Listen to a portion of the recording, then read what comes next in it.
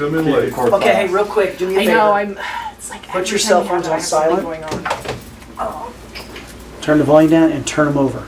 Like, don't even look at them. I promise you, in Can't an do hour, that. in an hour and a half, you'll pull enough nuggets out of this where you're glad that you didn't look at your phone and you were distracted. Oh, Scott. Okay?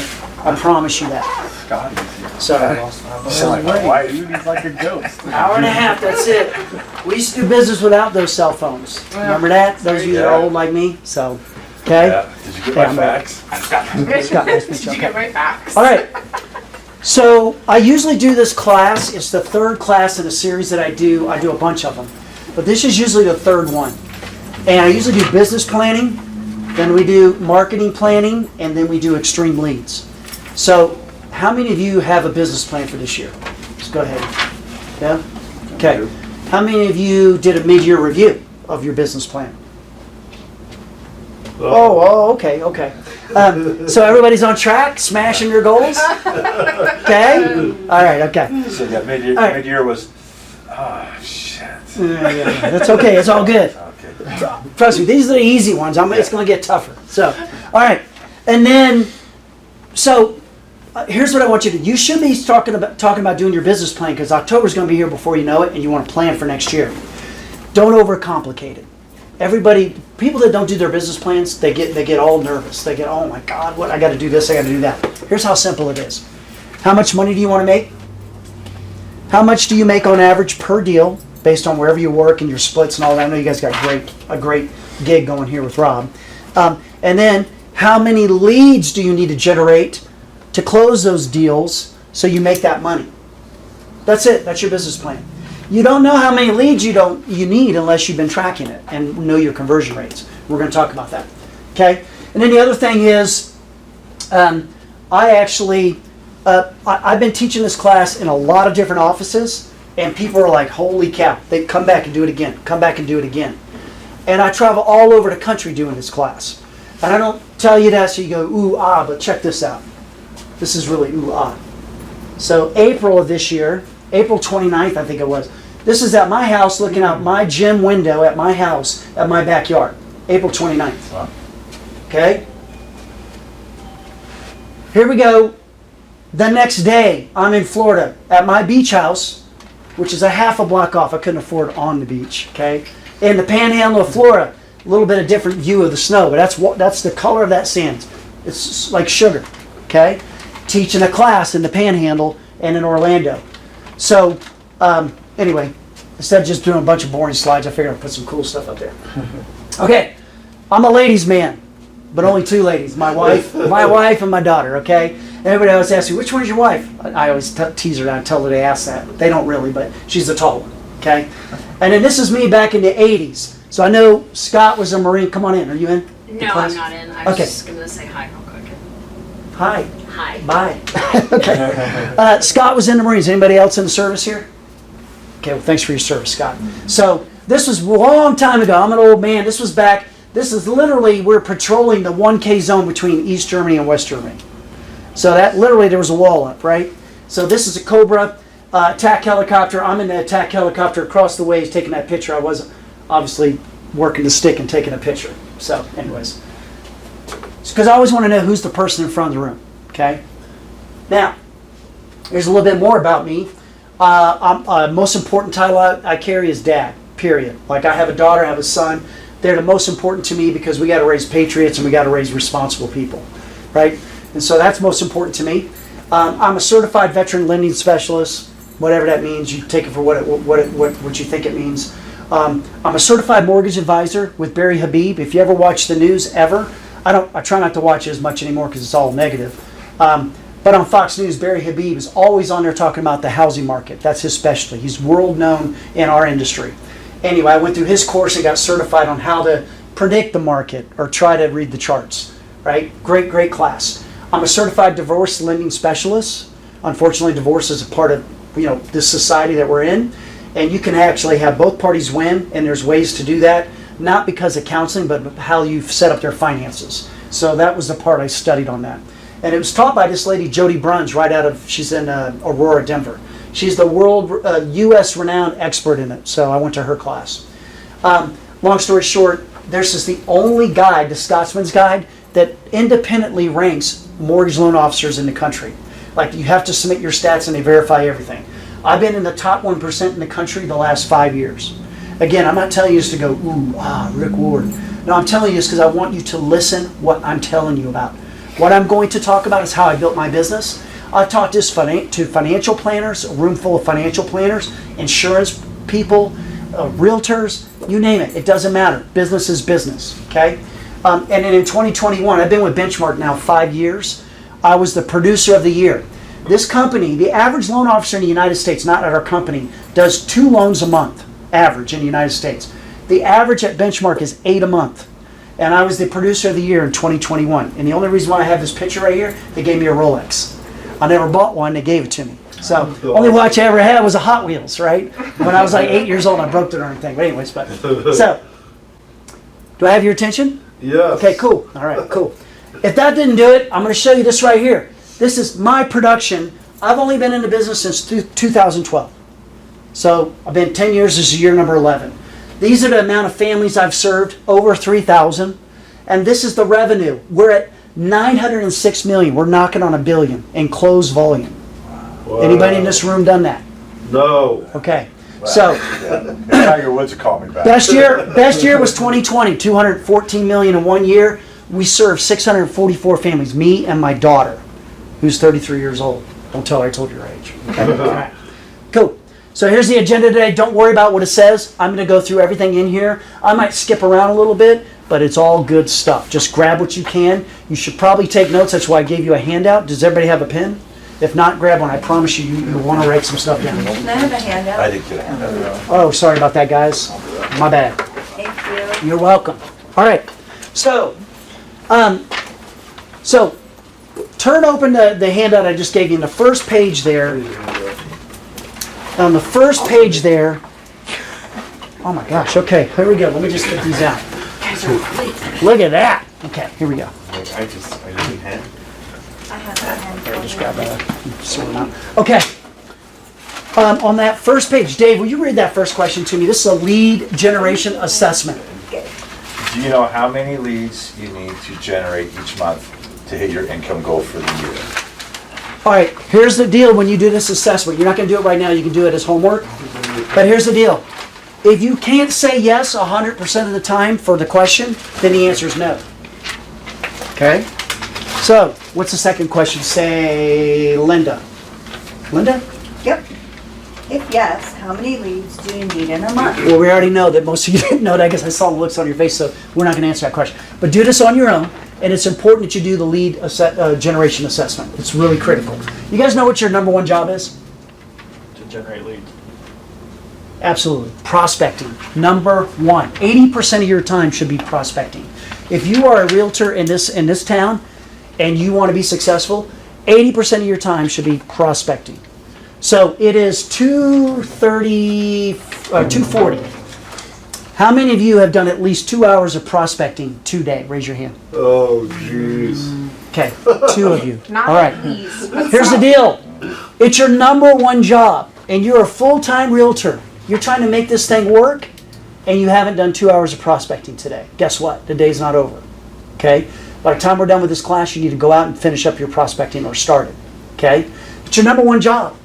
I already knew the answer when I asked it, by the way. Here's the 3 things that you need to implement on anything I'm going to teach you today, and why most people fail at this. Number one is you're not measuring your lead generation. You're not.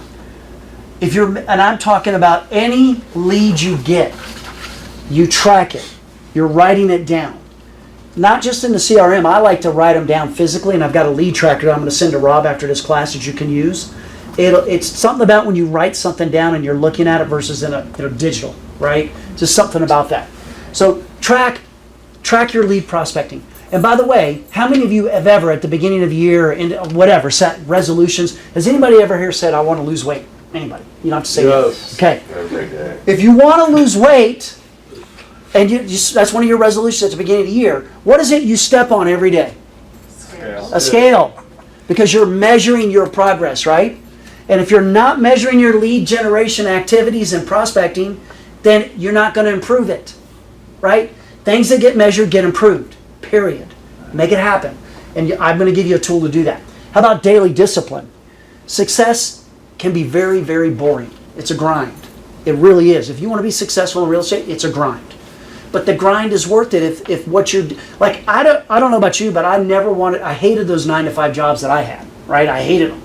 I hated working for somebody else who was telling me what to do, when to do it, and all that good stuff, right? Especially when I was in the military. You didn't have a say-so. You followed the chain of command. You did what you were told, right? And so, which, by the way, I loved it. But when you get out into the civilian world, you can't order people around like you did in the military, okay? But daily discipline. Have you guys ever read the book Relentless by Tim Glover?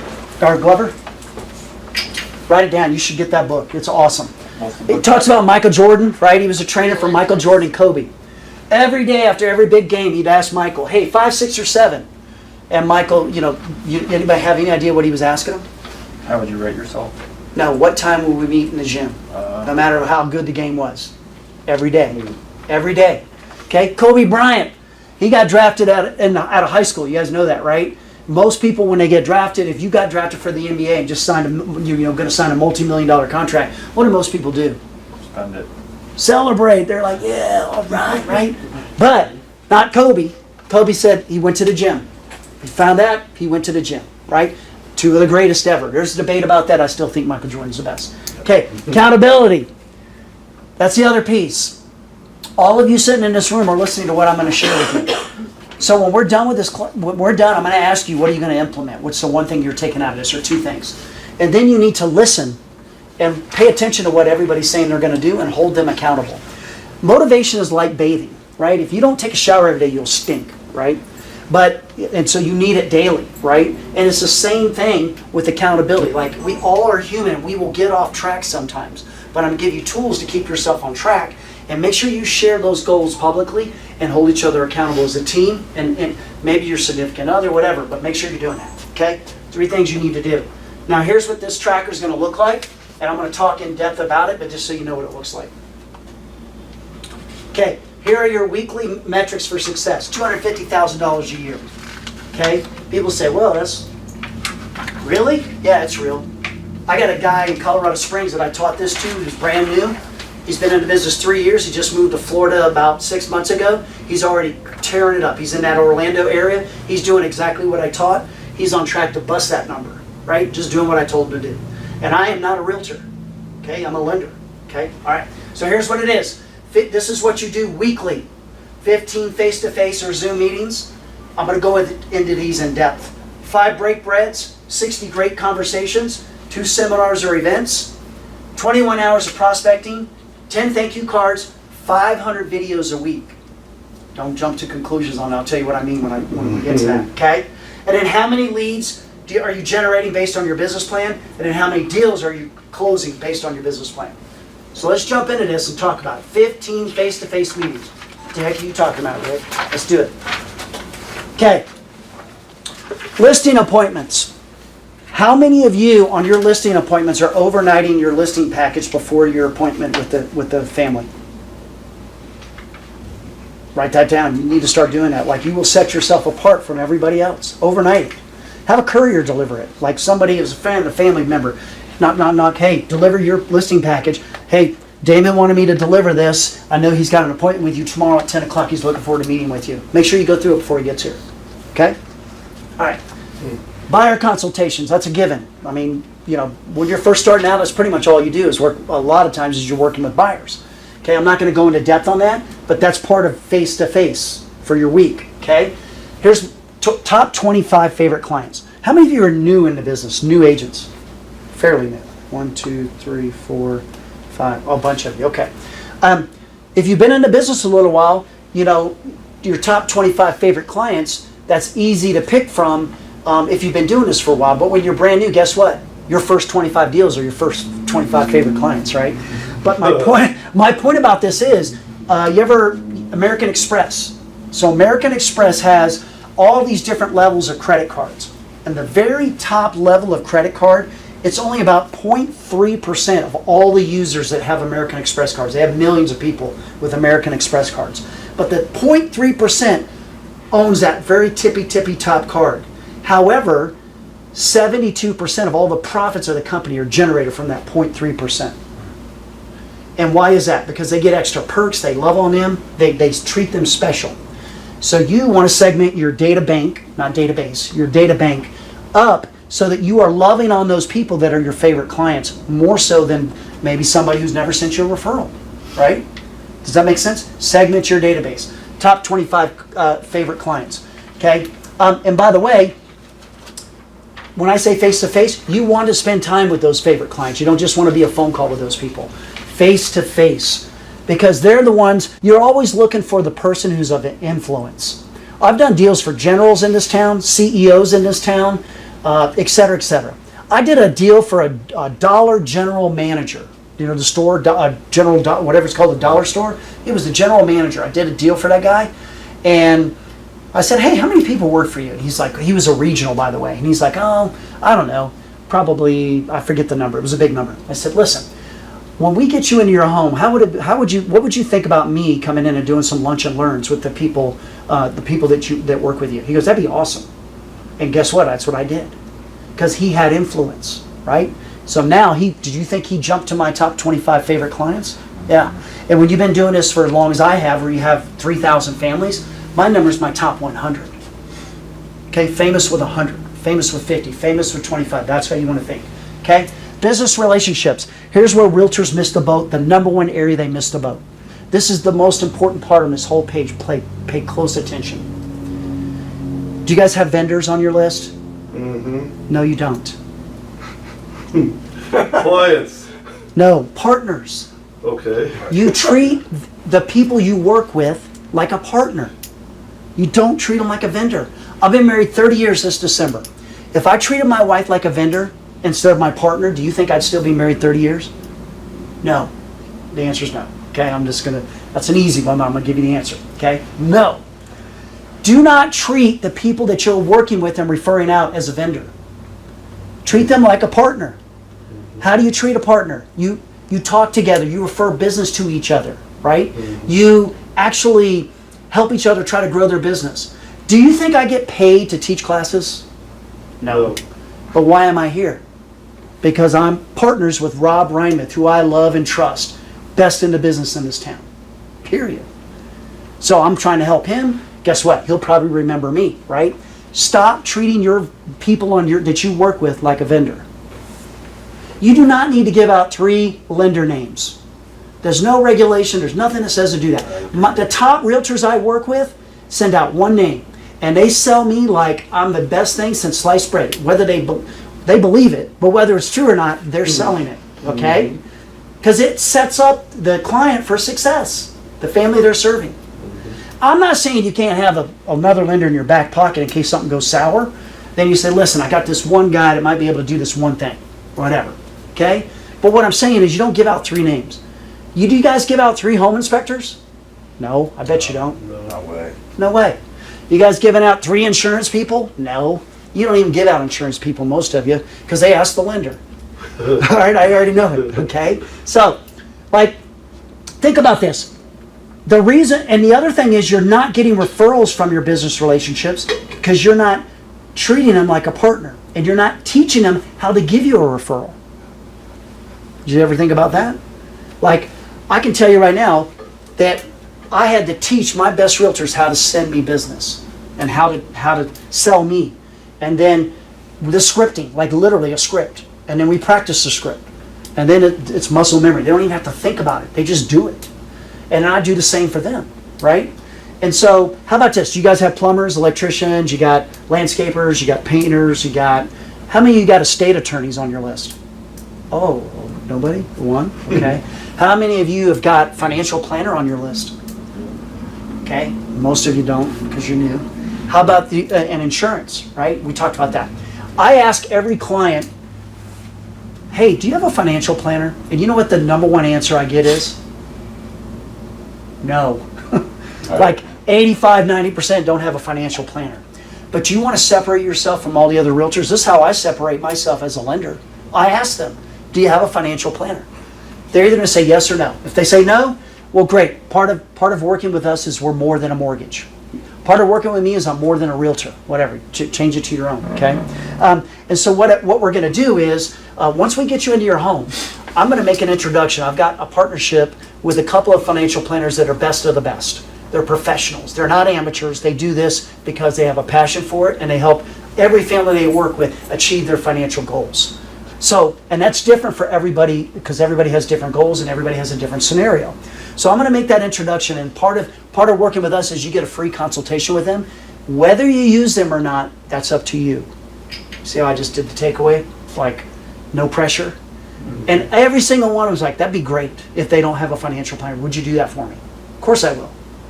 Okay. Do you think interest rate comes up then as a conversation piece? Nah, not really.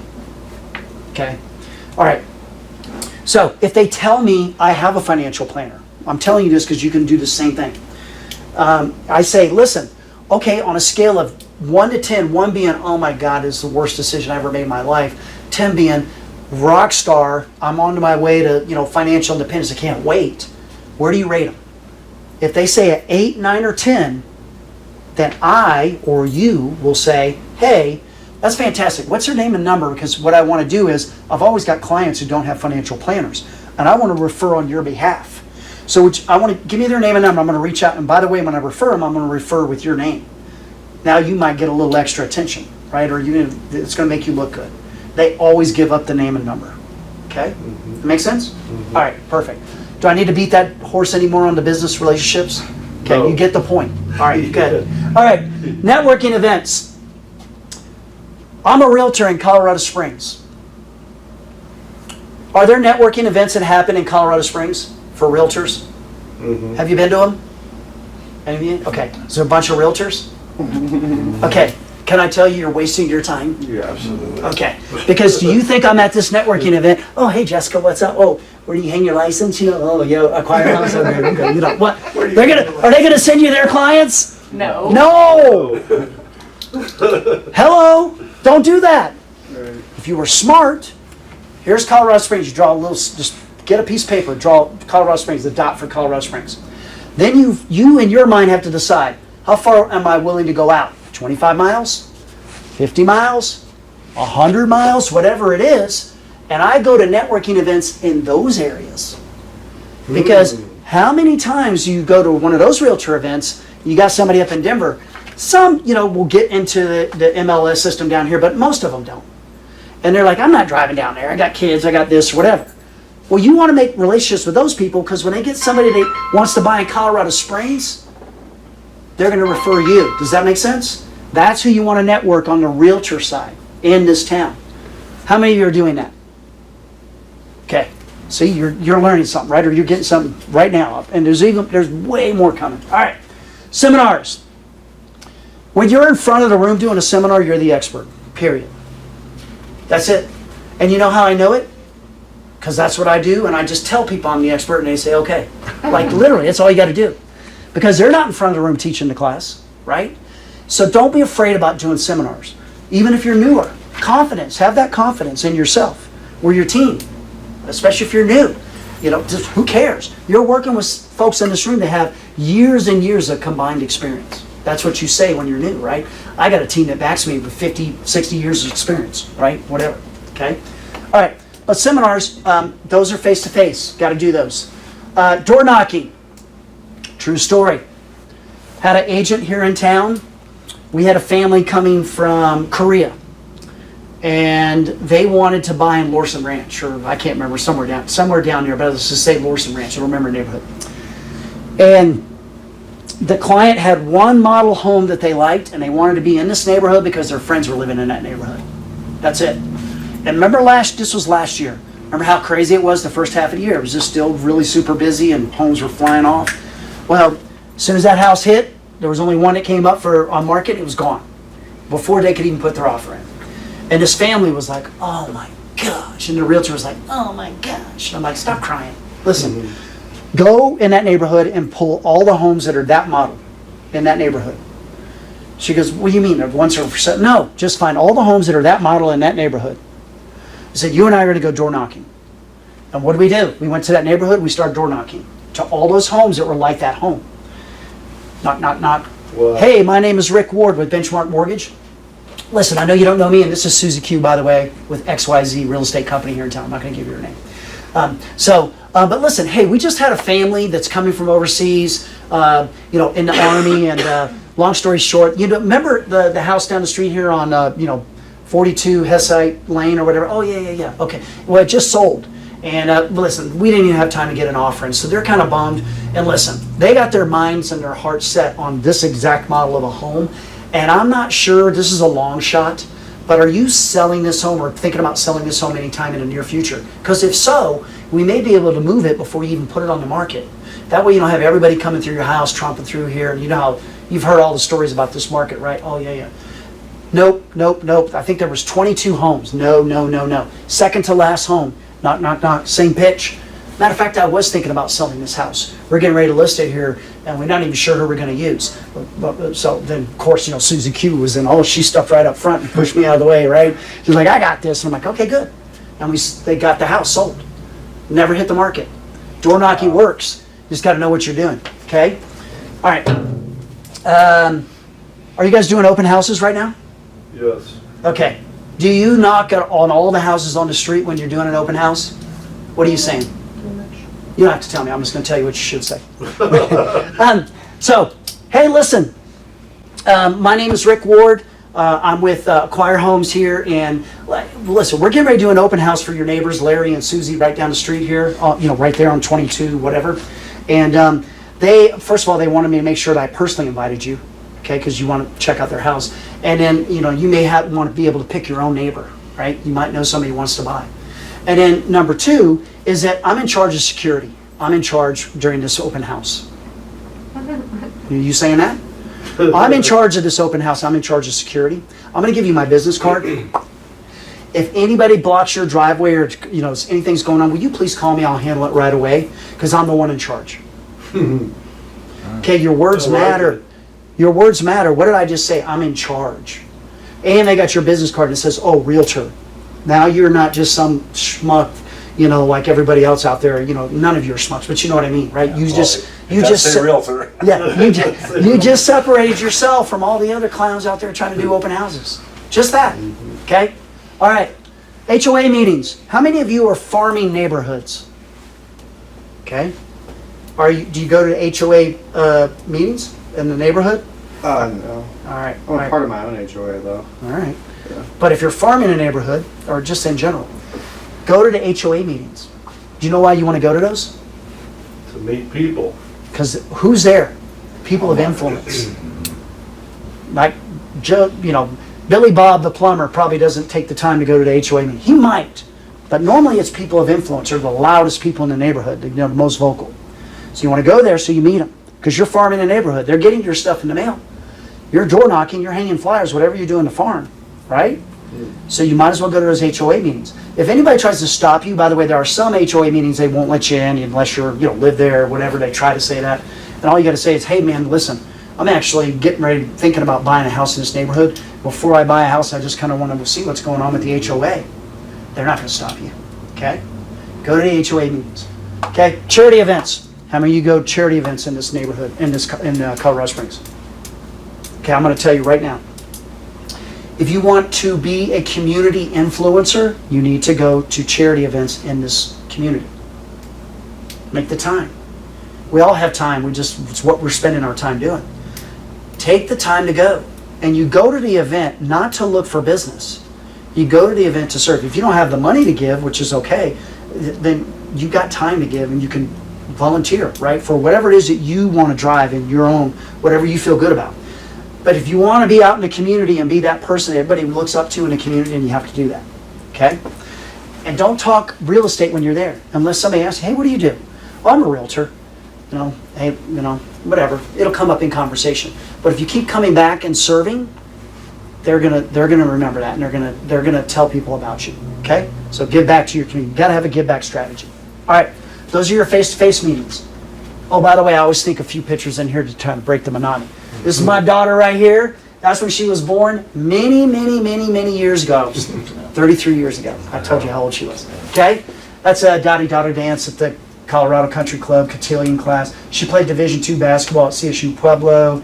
This is how you know you're raising your kids right. My daughter well, one of the reasons, one way. She bought me tickets to the Stanley Cup Final, Game 6 last year. Nice. And we were hoping the Avalanche were going to win it. Of course, they went to Game 7, but it was still great. Anyway, and she works with me. And by the way, here's the face-to-face meeting I'm looking forward the most to. My first grandbaby's due in December. Oh, congratulations. Thank you. All right. See, I'm not all serious all the time. All right. Break breads, 5 of them. People do business with people they know, they like, and they trust. Don't be a secret agent. This is leave that to James Bond and, what's his name, Bourne, whatever the guy's name is, I don't remember. It's for Jason Bourne, right? Bourne. Yeah, leave that to those guys. Okay? You're not a secret agent. Okay?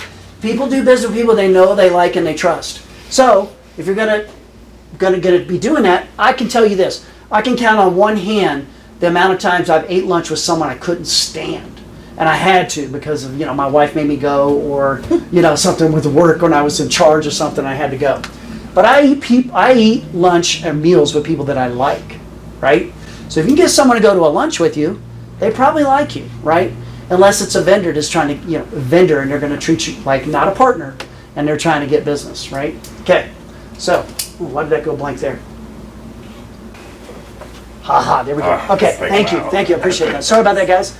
Okay, so, how do I do 5 a week? Here's the deal. If you do not have the budget to do lunch, okay, then go to breakfast, because breakfast is usually cheaper, okay? If you don't have the budget for lunches, then go do coffees. Is every lender in town calling every realtor, hey, you want to have a coffee, whatever, like, you're getting those calls, right? It's a waste of time, guys, I'm telling you, waste. You should be prospecting, okay? All right, but anyway, these are things you could do besides besides lunches. Dinners I like for my VIP clients. So I'll invite 5 and their wives or their significant other or whatever. Then we go to dinner, and I usually upscale that a little bit. Again, these are my VIP clients because I'm treating them like that top level of that American Express card, right? Okay. Happy hours. Are you guys doing happy hours? Yeah, in my basement. Oh, yeah. Well, we know you're attending them, and I got that. Okay. Here's something you could think about doing, okay? Once a quarter, you do a happy hour. Pick a local business that you like to support. You're supporting local, because number one, you take care of the local guy, then he's going to tell all his buddies and gals and everybody he knows about you, okay? All right, 2 drink tickets. That's it. Don't let anybody get in there and get smashed, right? Just, they ain't going to do it. 2 drink tickets max, okay?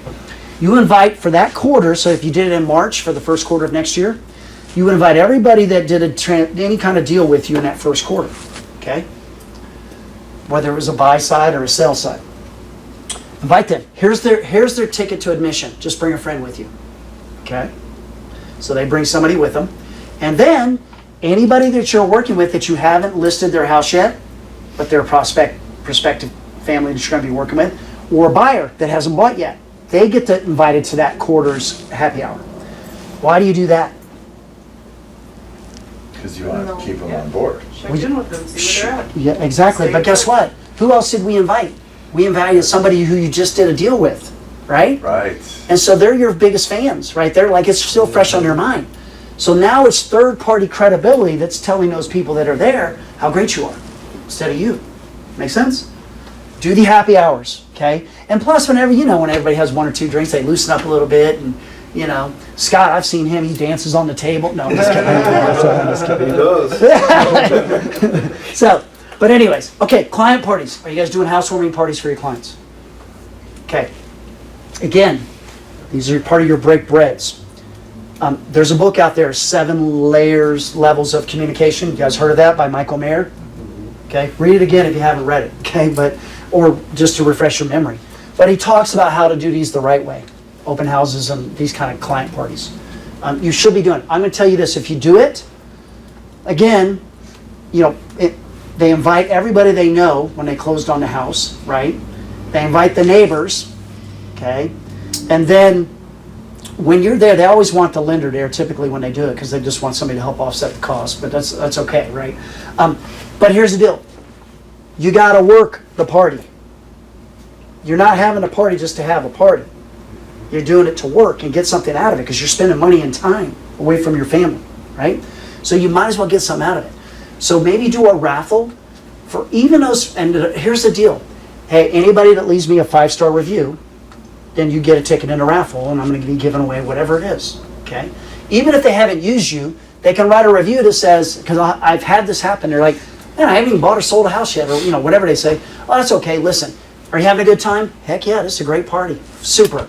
Why don't you write a review that says, hey, listen, I haven't even bought or sold a house yet, but when I do, I'm going to be using Rob, because Rob knows how to throw a party and take care of the families that he works with. Okay, get a review. Okay, enough said on that. Read the book, there's a bunch of good stuff on there.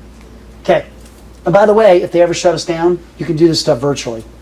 Remember how COVID was going on? I hear them talking about masks again. I hope they don't do it, but Yeah. you know what I mean? But just, you can still do this stuff virtually, okay? All right, Hey, sit, Rick, yes, Rick, fix that microphone, it's underneath, yeah, went underneath your jacket. is that better? There you go. Okay, all right. 60 great conversations. By the way, this is every week. All right, how do I do that? Here you go. So, I got to change this slide. You see how it says database call? It's not a database, it's a data bank. Thank. Okay? Never call it a database again, it's a data bank. And by the way, you know what this stands for? PC and CC? Any guess? Past client, current client? I'm scrapping that. There's no such thing as a past client. There's prospective clients and current clients. And the reason why that is, if you call someone a past client, my gosh, that's like, you close the deal and you're like, okay, now they're a free agent. Like, you know. Or better yet, this is my past realtor. Right. Oh, no, I'm still your realtor. Right. You're there for life as long as you're on planet Earth, right? right. So, start changing how you say those things, okay? You don't want, if you ran into them in the bar or whatever, or a restaurant, you're with a group of people, you wouldn't introduce them. This is my past client, Dave. No, you wouldn't do that, okay? So, change that verbiage. Top 25 clients. So, I know you guys are calling your database if you're making your calls.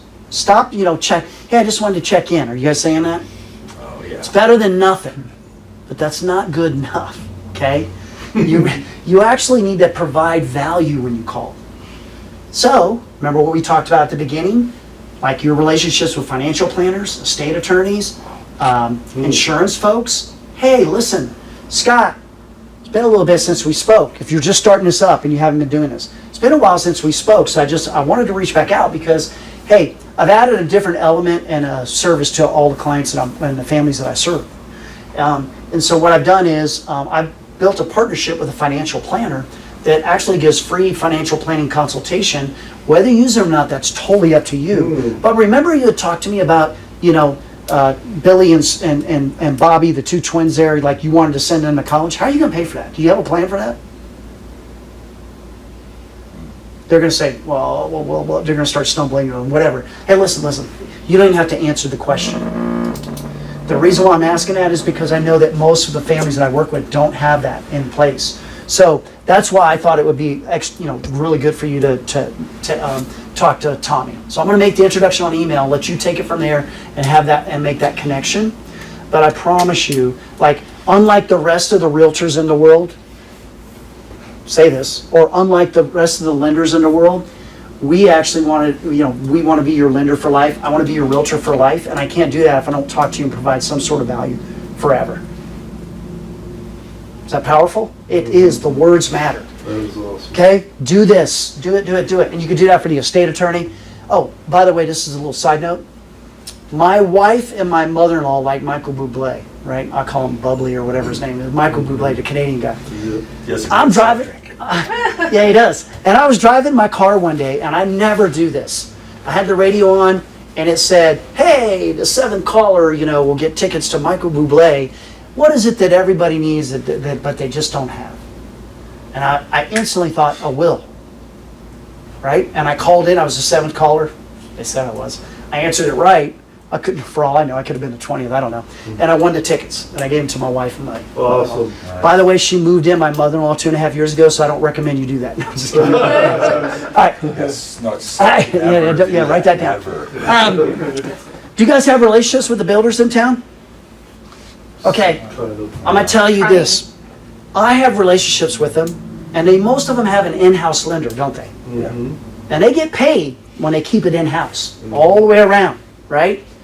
But I get about one call a month from a builder, says, hey, Rick, can you take care of this client?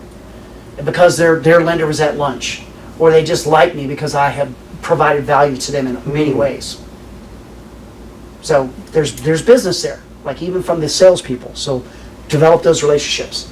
I'm not going to talk about expired listings and FSBOs, but I do know that numbers like 88% of all people that start out with a FSBO use a realtor. Did you know that? Especially now. Yeah, so and expired listings are coming up, so you should have a strategy for how to call those towards the end of the year. Okay.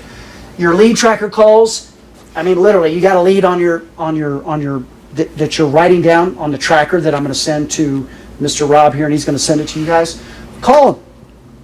Most realtors make 1 or 2 calls, and that's it. You're like Little Caesars. You want it hot and fresh. If it ain't hot and fresh, you're on to something else, right? But the money is made for those people. I call it, you got to sit on the stay in touch system. You got to stay in touch. You got to have a system. And usually the conversion happens on at least the 8th call. So remember that, okay?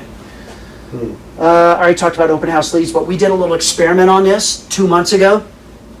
Everybody started doing open houses, and we waited 30 days and we called the list of leads that came from an open house and asked if the realtor had been in touch with them with either a text or a phone call. 85% said no. Yep. It's a true statement.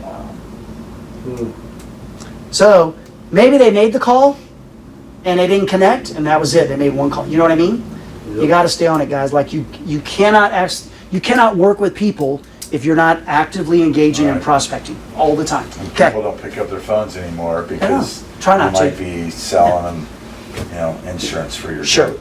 And they're really smart about it nowadays. You know, they have your area code now instead of the 800 numbers popping up. It drives me crazy. All right. Circle call listing. That's something else that, Rob will talk to you about if you want to do that. You guys have phone duty at the office here at all, ever? No? Okay. All right. But if you did. Anyway, these are ways to make, oh, by the way, it's Friday, 12 o'clock on a Friday. 60 great phone conversations. I've had 50. Is it time to hit happy hour? No. No. If you're committed to the goal, and it's do you want to make $250,000 a year? I don't know, most people do. 60 great conversations every week. So if you only did 50, and then you cheat on that, you'll cheat on the next week when you have 45, or you only have 40 or 30, right? Don't do it. Ladies, do you miss a hair appointment when you have a hair appointment with your hairdresser? No. And don't take offense, most ladies, I ask that and they say, no. No. Because they can't get in, right? It's tough to get in. Okay, whatever. Okay, so the reality is like, don't when you've got lost my train of thought. What was I saying before that? Now the reality of, Happy hour at noon. No, yeah. No, Oh, the calls. I was going to say Yeah, yes to that, by the way. like if you will do that, like if you had a buyer's appointment, let's say you had a buyer's consultation, and then you get a phone call in 20 minutes before your buyer consultation. It's another buyer, let's say. And the buyer's like, I got to meet with you right now. Now, do you cancel that buyer's presentation you had scheduled? No, you don't, right? Like, you want to be the realtor that is in demand, not on demand. Oh, Did you hear that? I like that. I like You it. want to be in demand, not on demand. It's powerful, right? And the way you do that is by respecting and setting your boundaries and building your business a way that's bulletproof by doing these things. Because when I get referred, people tell them how, if the realtor calls them the next day, which they don't do anymore, but if they did, they're like, hey, did you hear from Rick? No, I haven't heard from her, yet. Then I would get a call from the realtor sometimes. But as they started working with me, they stopped doing that crap. Because it's not about that deal. It's about all the future business that we're going to generate from that client. Right? That's what's about. And so it's worth the wait. If you needed back surgery and you got the time, can you call the best back surgeon in Colorado and just call him and he picks up the phone, or she? No. And how long does it usually take to get in there? Forever, right? Because that's the deal. So you got to have that same mentality of how you're setting up your business and these calls that you need to be making, okay? And by the way, I bring that up because when it's prospecting time on your calendar, that's what you do. Don't deviate. Don't compromise. Do it, Okay, all right. But Rick, we're in this business so we don't have to work. We don't want to work. Then you need to Isn't there a build. way to just get clients with not working? No, there isn't. There's no magic formula. And by the way, though, you can build a team and scale a team so that you're doing only the things you like to do, which is what I do. Well, I just bought some magic beans the other day. Yeah. Okay, I'm set. 2 seminars and events a week, right? Either in person or virtually. Make it happen. Here's the deal. You either attend them or you either attend the seminar or you're holding it. So let me give you some ideas. The one seminar I never want you to do, ever, ever, ever, ever, as long as you're in this business, never do it. Credit repair. That's the dumbest thing on the planet.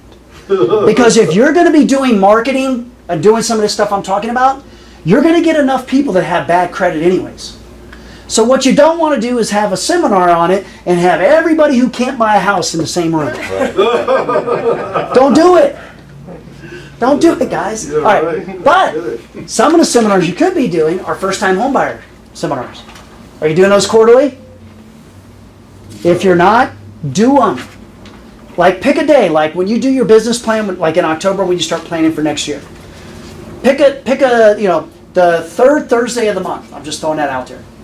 That this group is going to do a first-time homebuyer seminar. Okay? You do it at the same place and at the same time. And you do it for 4 quarters, right? Once a quarter. And then you start doing it. You work together to put it together, but then start doing that. Because I wouldn't wait till next year, though.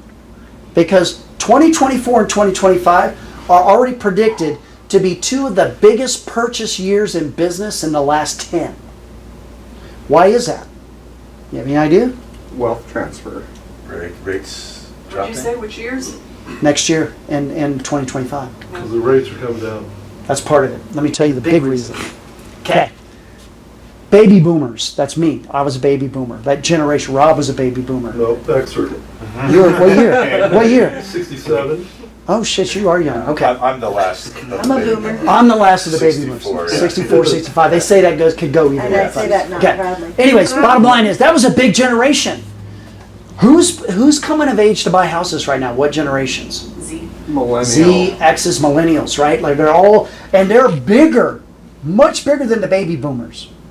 And the median age is 34 for those people to buy homes. So you can't stop it. Like they're gonna want to buy homes. And so when that happens, all it needs is the rates to come down a little bit and all those people are coming off the fence. Yeah. You do not want to be the person who's on social media these days and be saying, hey, the market's crazy. For God's sake, stop saying that. I see it all the time. You know what you want to say? Here's how you set yourself apart. You're a professional. Listen, this is a complicated market. It's complex. It is not for the complacent. 3 C's. I'll just remember those words, right? So this market requires, actually there is no such thing as a good market or a bad market. It's just the market that we're in. And what are the opportunities that are out there in this market? That's why you want to work with a professional. You don't want to work with an amateur. You want to work with somebody who knows what they're doing and can navigate this type of a market so that we can capitalize on the opportunities that are out there. Because the opportunities are there. And by the way, all the experts that predicted home values were going down this year, they've all revised their predictions and forecasts by the end of the year. 3%, 6%, 5%, like they're all over the map, but they've all saying there's going to be positive appreciation this year. Go figure, right? So homes are not getting cheaper. There is no crash coming. There's not enough inventory, and people are sitting on a boatload of equity, a boatload. They're not, before when the crash happened, they didn't have any equity. They said, screw it, I'll just walk away. Nobody's walking away from a house that's sitting on $100,000 in equity, typically, okay? So be ready for it and work now because you're going to blow it up in 2024 and 2025, okay? Who teaches those seminars? Which, whoever's in front of the room is the expert. So it could be you, it could be me, whoever, right? So, but it should be your partner, not a vendor. Okay. And if they don't know how to do it, shame on them. Okay? Now, if you want my help, I can do all that. Okay? Yeah. All right. All right. So, you guys know what a BNI group is? Yes, Okay, are you guys in leads groups? Nah. I am. So you're new, you don't know what it is. Okay, leads group or BNI group, it's like, hey, I'm the only realtor in the group.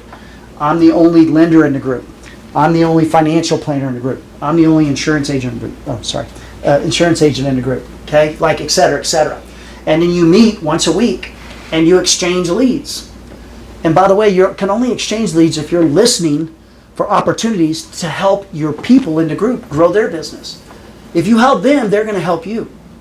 I'm in a leads group. It's one of the oldest in the city. Rob's in the same group.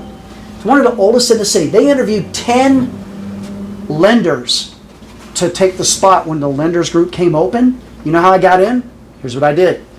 Who's going to interview me, I asked. And it was a board members. There was 2 of them. I went and learned everything about what they did. I looked at their social media. I looked at everything. And then when I went into that interview, they started to try to ask me questions. I flipped the script and I flipped it on them. And I interviewed them.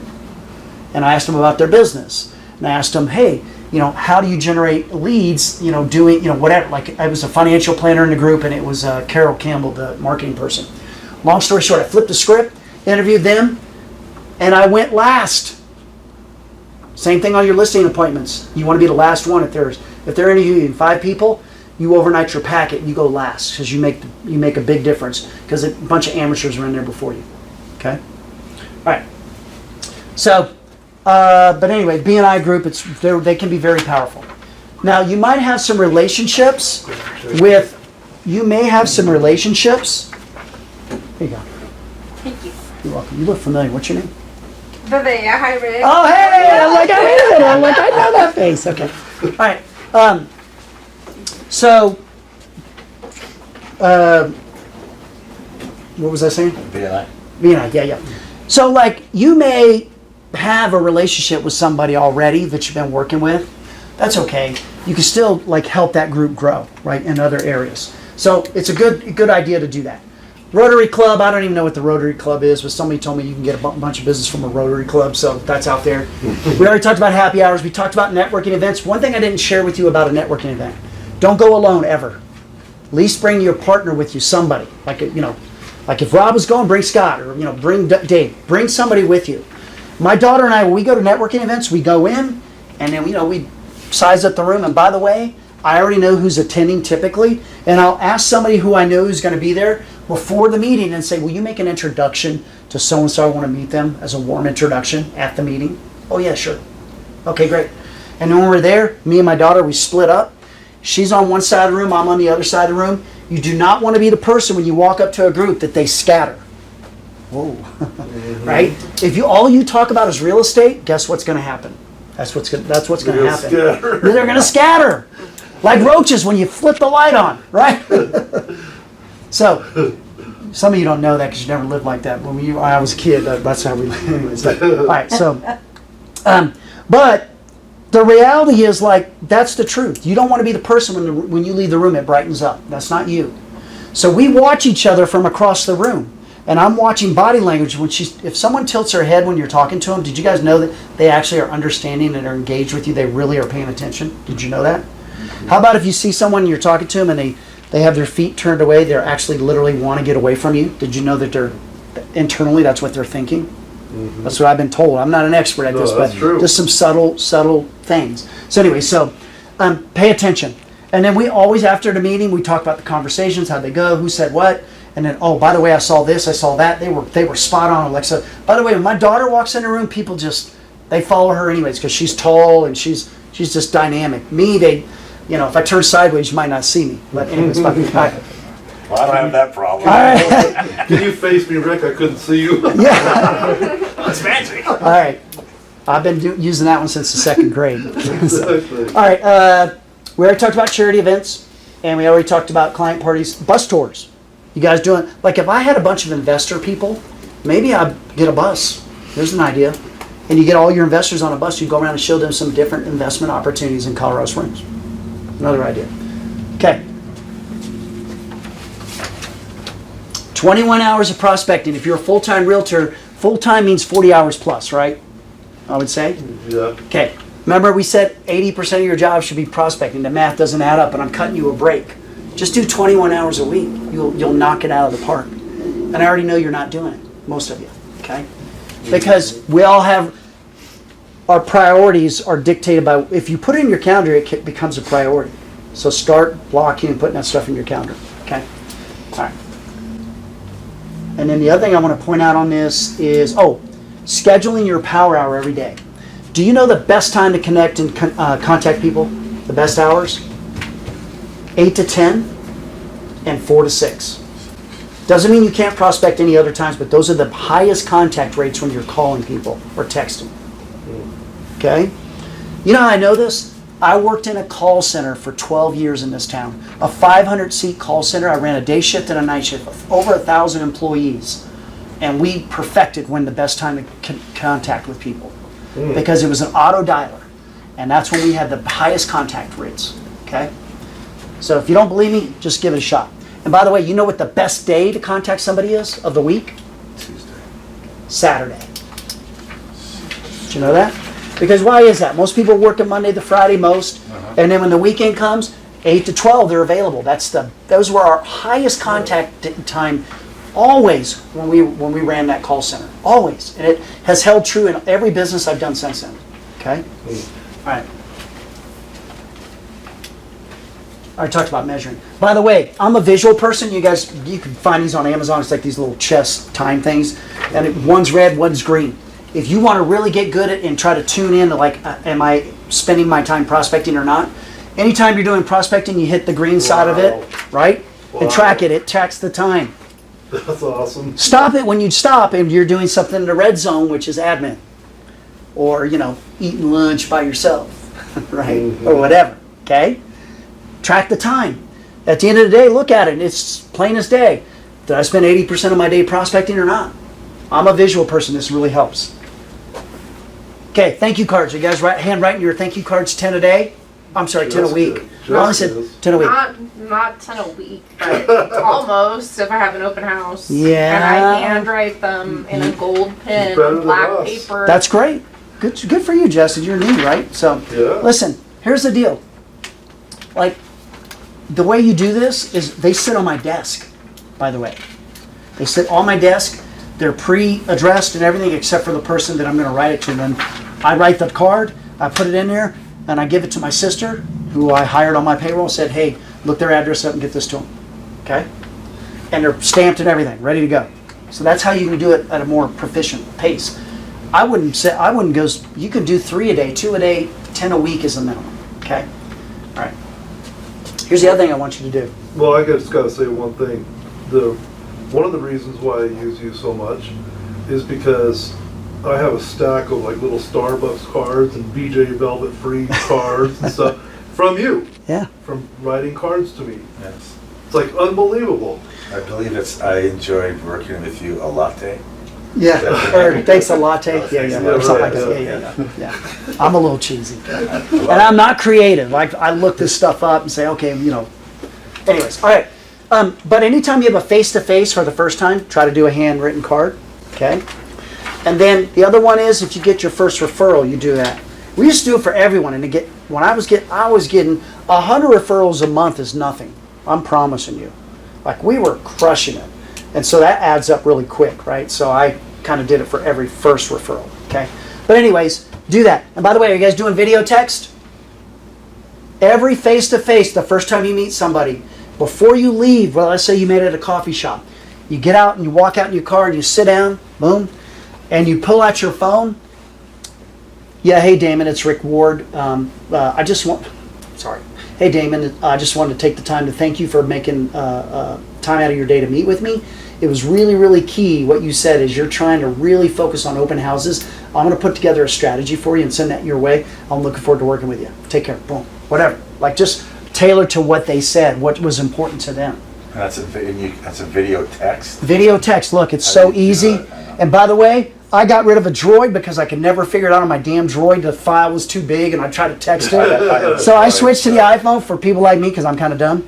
And literally, you just open and see that little cell phone or the little camera, video, boom, do the video and then stop it and send the text. Okay, I have an Android, so Okay. I might be able to figure it out. Well, you might want to switch it on. All right. No, I don't think so. I'd rather die. can't do All it. right. All right. Too hard to do. Okay, by the way, you know how I said I'm breaking it up? This is my son right here, by the way. Okay, remember I told you if I turn sideways, you might not see me? This was like 25 years ago, by the way. We're in Cancun.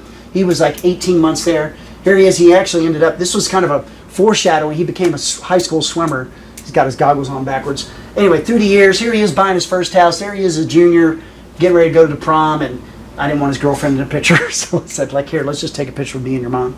Getting that same one that he'd been dating. Did I tell you about that? Anyways, but then he bought his first house, last year, I think it was, May of last year, and then that's my pops with him. So, anyways, but I'm thankful for him. So I do video text to him once a week. He's, just Awesome. stay connected. Okay, leads. I'm not going to bore you on this, but I'm going to talk about a couple things on this. I already talked about tracking your leads. If you get a sign call, that's a lead. Anything somebody gives you a name, you get a name, it's a lead, period. Good or bad. Track them. And then you want to put them in categories. So you can track what's called ROI, your return on investment. Because if I'm spending money on paid ad leads, have anybody ever done that? I know Rob and I have, but like you want to track to see, am I getting the bang for my buck on this? Because you might, if you start tracking it, you got paid ad leads, you got your financial planner, you got, your plumber. You guys ever get referrals from your plumber? Shame on you. They're in a lot of houses, okay? You got to teach them how to refer you. I'm going to tell you about how to do that here in a minute. Okay, so landscaper, like whatever. Track where the leads are coming from into different categories. And the reason why you're doing that is if you're getting the biggest bang from your prospective clients, not past clients, prospective clients, and that's where you get most of your referrals, but you're spending a boatload of money over here on paid ad leads, I may want to shift that money over to my prospective clients and love on them a little more. Does that make sense? Mm-hmm. Like Amex does. They love on that top tier more. Like it is awesome the perks you can get with that. I'm not at the top tier yet, but I'm trying to get there. Okay, someday I will. All right, but that's very important. And then the other thing is you got to track your closing percentage. I'm going to show you how to calculate that. And by the way, if you're hitting 25% conversion rate on your leads, you are a rock star. 25% is knocking out of the park. I've met teams that tell me my closing percentage is 80 or 85 or 90. They're so full of crap. They are making it up. Yeah, have you ever got a lead? Well, I'm going to work with my brother. He's a realtor. Or, oh, wait a minute, I'm going to, I got this other, whatever, right? Or, they don't qualify, right? Or whatever. You don't have an 80, 90% conversion rate, most of you, unless you're brand new and you've gotten 2 leads in and you closed them both. Now you're at 100%. That's the only time. But as you get into business, you're not going to be there, okay? So, just want to throw that out there. Already talked about this, like tracking where your leads are coming from. Lead tracker form, I'm not going to bore you with this, but Rob's going to get this. And again, it's paper. I like to write them down, even though you put them in your CRM, okay? And here's the big thing on this tracker that I want to show you. This last column right here, the number of calls. What did I tell you? What's the average amount of calls that you have to make for a lead typically will convert and you connect? 8. But most realtors, 1, maybe 2 calls and they're done. They want it hot and fresh. They're on to the next one. Okay? Don't do that. And this is how you're going to know when you're tracking it. Pencil, because you got to change that last one. You could use tick marks, whatever. Okay? All right. I'm going to skip this and go right to here. The other thing I think is super important is as you're tracking what group your leads are coming from, you want to set goals for the categories.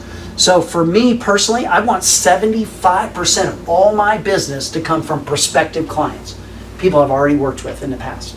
Okay, second homes, investment property, move up, move down, divorce, help my kids. Like you got to talk to my buddy, that kind of stuff, right? That bulletproofs my business. Like all these ups and downs that people have been feeling, but actually lately people just been feeling this. We're feeling it, but not like that. Like we built our business like this, and then it plateaued, and then it went like this, and then it plateaued. What most lenders and realtors business does is they start doing this prospecting, and they get all these deals in the pipeline. They start closing them, and they're like, oh crap, and they're trying to juggle all this. And then the business goes like this because they're trying to close all that business. Mm-hmm. And they take their eye off what their number one job is, prospecting. You always have to do it no matter what kind of month you're having. Like Michael Jordan, greatest player of all time. He'd have a great game. 5, 6, or 7. What time am I going to meet you in the gym? Right? Like literally, that's how you have to think. And then you won't go like this. Your business will go like this. It'll plateau. Then it goes up again and plateaus. And then you start building your systems and your teams to support that growth. Okay? All right. Hang in there, guys. Now, I know all realtors know 3% math. Okay? I know that. But if you're worried how to figure out your conversion rates, so in this example, if I had 48 leads for the month and I had 15 transactions, by the way, that's a killer month, isn't it? Yeah. All you do is you take your transactions and divide it by the number of leads. It's going to give you a number, and you're going to multiply it times 100. That'll give you your closing percentage. So for this person, what was their closing percentage? 31.25. Yep. Okay. So it's super easy. And if you get lost on it, just call me. I'll help you. Okay. But you need to know that because you're getting ready to do your business plans. So if you don't know your conversion rates, you don't know how many leads you need to close this many deals to make this much money. Okay? All right. Time management. I'm just going to highlight a couple things here. I color code things. So green on my calendar is pay time. Like I call that pay prospecting activities. And nothing else goes in there but prospecting activities in the green blocks. And don't make the mistake I did when you started doing this. If you have families or significant others or people that you care about, put yellow in there for family time. And nothing to get scheduled over to family time. Nothing. There's nothing more important. Okay? So, and then I use red for admin time. I hate admin, but it's a necessary evil of this business. And I try to do admin on non-production hours. Like in the evening. All right, or I have somebody do it for me. Yeah. Yeah. Okay. The reason why most people don't make their phone calls, they don't schedule it. And number two is I prepare my list of who I'm going to call the day before. So when I'm wrapping up my day, I make my list of who I'm going to call before. And by the way, when I get in my car and I'm driving home, I'm making those last minute calls because I got a list there. Okay? Then me and my wife, we make dinner, we do whatever. And then before I shut it down, I'm like, all right, I've relaxed, I've been feeling good. I'm like, okay, who do I got to call tomorrow? And I go through my planner and I just outline it and I add to it. So when I get into the office, or I'm driving in the morning to get to the office, I'm making my phone calls. I'm cramming all this in to make sure that I don't miss my numbers and my goals. Make sense? Okay. All right. So for instance, on Monday, you might call your top 50 VIP clients, or 25, whatever it is for you, 100, whatever. This is just a sample. You can do whatever you want. How was your weekend? Oh, great. Did you work or play? I was working. Oh, man, me too. Man, I had to go up to, Crystal Park up at Manitou Springs. The view up there is amazing. You been there? Whatever. But, hey, listen, is there anybody that you met that I should be talking to about real estate? Ask the question. A closed mouth doesn't get fed. You ever heard that? Mm-hmm. Don't be afraid to ask. I'll give you one example. When I was in the U.S. Army, I was in Germany. I had orders for Fort Drum, New York. They shipped all my household goods to Fort Drum, New York. I was in E5. It's like a brand new NCO. I came to stateside. My dad picked me up with my daughter and my wife and a dog. We go, and I said, Dad, take me to the Department of Army headquarters. He goes, what? I grew up in Virginia, Northern Virginia, D.C. area, and that's where it was, Alexandria. He goes, you can't go there. I said, just take me there, Dad. He goes, all right, well, you want to go home first? Drop everything off? No, just drop me off, and then you go home and take my first wife. I had a practice wife. And then, anyways, and then, my daughter and the dog, take them home. I'll get a ride home. He literally dropped me off there. I found who was my department, my job manager. They call him a branch manager for my job in the military. And I went in there and she looked at me. She was an E7. And she looked at me like I was crazy when I said, hey, my dad's retiring. Is there any way you can change my orders for Fort Carson, Colorado? And I'm not exaggerating. She was like, what? Hang on, you wait right here. And I sat in this chair for an hour and a half, didn't move. Stayed, waited, whatever.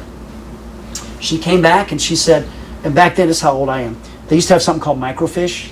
You know what that is? Okay, the old people do. But like literally, they put like photos and negatives on these little film, and it was like lots of pages on there. And she was called Google back then. Yeah. And she was looking me up, all my NCO evaluation reports and everything. She came back, she said, You're the first person. I've been doing this for 3 years. This is my last year I'm in this position, and I'm getting ready to PCS to another duty assignment. You're the first person that ever stopped in here to ask me if they would change their orders, but by the way, she goes, I'm going to do it for you. She goes, but the next time you're in here, it's for the needs of the Army, not because your dad this and you're retired, whatever. That was it. I asked, and they changed my orders, and that's what brought me out here. Wow. So, Amazing. so you don't get what you don't ask for. You got to ask. All right. Anyway, you can set up theme days. Like if you have transactions in process, you can do status update calls. Here's how you turn an administrative call into a sales call. You ready? All of you, when you get a buyer and they go under contract, do you recommend a home inspector? Okay. Are you tracking how many deals you've sent to your home inspector? No. You're not. But everyone, right? That's Everyone, usually the yeah. answer, but you don't know how many. Well, guess what? Has the home inspector sent you any business? Oh, okay. Now, here's how you hold their toes to the fire. Hey, Tommy. Hey, I've got a buyer here, 123 Swampy Creek Lane, whatever, and they want to set up an inspection. I'm going to connect you to so you can schedule that. I'm available this day, whatever, however you do that. And then before you let them go, you say, hey, are you good? Yeah, we're good. Hey, listen, real quick. I'm starting something new.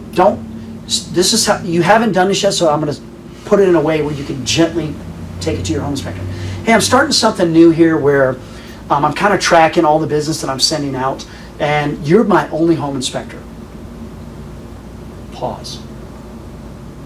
It's going to be silent for a second.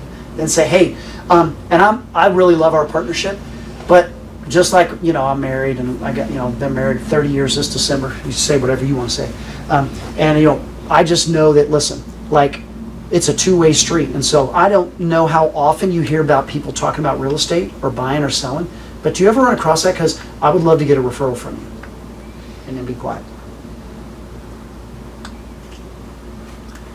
Now, don't expect them to just start sending you a bunch of business. They're a home inspector, right?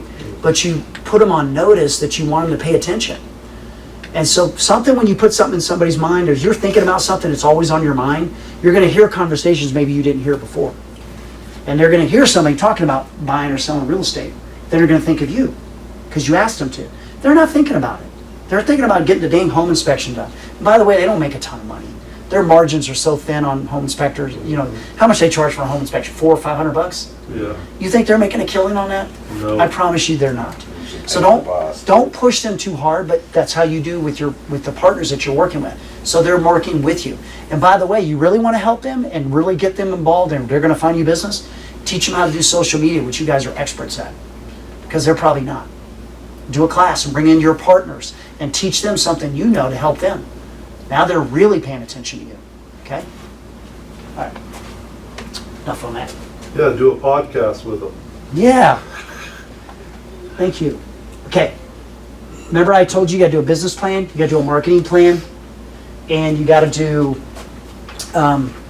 this Extreme Leads class. And I'll do it again because there's a lot of stuff you're going to want reminders. But anyways, when you do your business plan, so you figured out how much you want to make, you know how many deals it takes, you know how many leads you need. Now you do a marketing plan. And your marketing plan is what are the strategies you're going to use to generate the leads. Here you go. So you pull out your calendar at the end of the year. You schedule your power hours at the end of the year for next year. Non-negotiable. Okay? You schedule your happy hours that you're going to do once a quarter. You schedule your mailing dates if you're doing monthly mailers. Schedule them. Okay? You schedule your networking events that you're going to host, or the seminars you're going to do, or the client parties, or the lunch and learns. Okay? Or how about the wealth builder workshops you could do on consumer seminars? We'll talk about that here in a minute. Anyway, schedule it. Because if you schedule it, it's going to happen. You're going to do it. So that's your marketing strategy. Super easy. Look out the whole year. Okay, by the way, when I talked about having a strategy, a give back strategy, hang on. Sorry, I pushed the wrong button. Here's what I've done. You guys may or may not, you may not care, but I'm just giving you some examples. You know Shield 616 here locally? You know Jake, the guy who started it? I do. You know who this is? Jenny Brown, retired cop, realtor with RE/MAX here in town. Her and I have been working together since she got into business, or since I got into business, actually. And then that's me, of course, the skinny guy over there. But we've been helping Jake for years. Do you know who Jake calls and gives referrals to?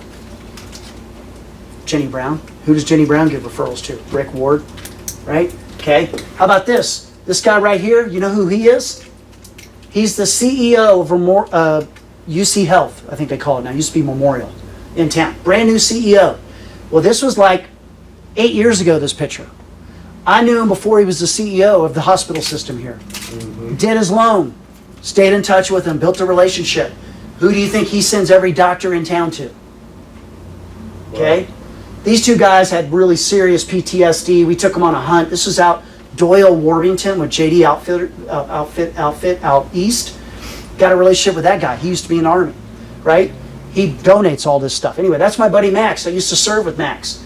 Max has one of the best commercial construction companies in Sacramento, or Folsom in Sacramento, in that area. And by the way, Max and I, when he got out of service and I got out of service, we didn't talk to each other for like 12 years. But as soon as we reconnect, it was like we never missed a beat. And who does Max refer everybody he knows in California to? Me. It's about the relationships. And I didn't do it for that. This is Max's foundation. He doesn't do it anymore, but when he had it going, and he didn't know anybody in Colorado until I introduced him to some folks, okay? This is famous, I call him Famous Amos. It's Amos Benjamin. You guys know Joey Jones? You ever heard of that guy? Marine? That amputee's been on Fox News 100 times. He's like a commentator, right? So he wrote a book recently with Amos Benjamin. Amos, we got into the Brain Treatment Foundation. Our company does a charity fundraiser once a year, which I would invite and encourage any of you to go to. It's in Dallas, Texas, every year. They raise over $1 million in one day. All that money goes to the Brain Treatment Foundation, and there's another one we do called the Third Option.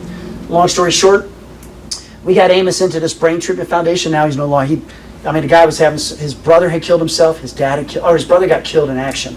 His dad killed himself over it, and he was contemplating suicide. Marine. So he's no longer thinking that way. He's married, he's got a baby, great things. We pay for those scholarships for these folks that are not getting it from the VA. Anyway, this is another one. Last but not least, this is Code 3 Retreat. I took this picture. This was in May or June of this year, sometime this year. It's powerful when you get back and you don't go into it expecting to get anything out of it other than the fact that you're helping, and you will get all you could ask for in return. And I didn't ask, okay? And by the way, this is all paid for these people. Like they were so happy. It was an awesome trip. Okay. I'm not going to go over this, but you need to write an elevator speech. You guys all have an elevator speech if you're going to be networking. Okay? If you don't know how to do it, it's in your packet. And by the way, it's what separates you from everybody else. And here's the steps. I'm not going to go over right now. You guys could do a whole class on that yourselves. Okay? Okay, schedule one networking event a week. We talked about this. But let me, I'm going to show you some other pictures. Okay. So when I was in Germany, East Germany and West Germany were separated. The Russians, it was the USSR, right? Before they broke up. And we used to patrol that 1K zone. And to break up the monotony, they would do all kinds of events and stuff. And one of them was this bike race they did every year. Everybody took it so seriously, we did not take it seriously. That's me. That's my buddy Max. Remember I told you, the guy, the builder? And this guy right here is Bush Swisher. What a name. Bush Swisher. That's his name for real. Right. Okay? He is the fire chief at Deltona Beach in Florida. And I was in his wedding. Again, didn't talk to him for like 10, 12 years. I'm like, what am I doing? So I started reconnecting with people. Who do you think now? He refers everybody he knows to me. And he knows a lot of firefighters in the state of Florida. I think 25% of my business is the state of Florida, and I don't live there. Okay. But here we are again, like we never missed a beat. I invited, this is at the boot and shoot that we do in Texas, and we all look exactly the same, don't we?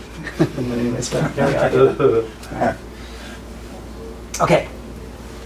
We're coming in for a landing here pretty soon. All right. How many of you are members of the local Chamber of Commerce? Anybody? No. All right, go join. When you join, they will give you a list of all the other members.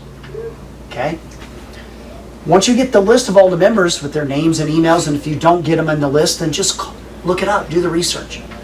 And then call everybody who's a member. This is part of your 60 calls a week. Hey, Rob, it's Rick Ward. I'm a new member to the chamber. I made a commitment to Billy Bob, whoever runs the chamber, okay, whoever signs you up, that I was going to make a difference in this group. So what I want to do is I said I'm going to have a one-on-one with everybody who is a part of the chamber, because I want to learn about your business. and what it is, what's the ideal client for you, and how I can set somebody up as for success to refer your way.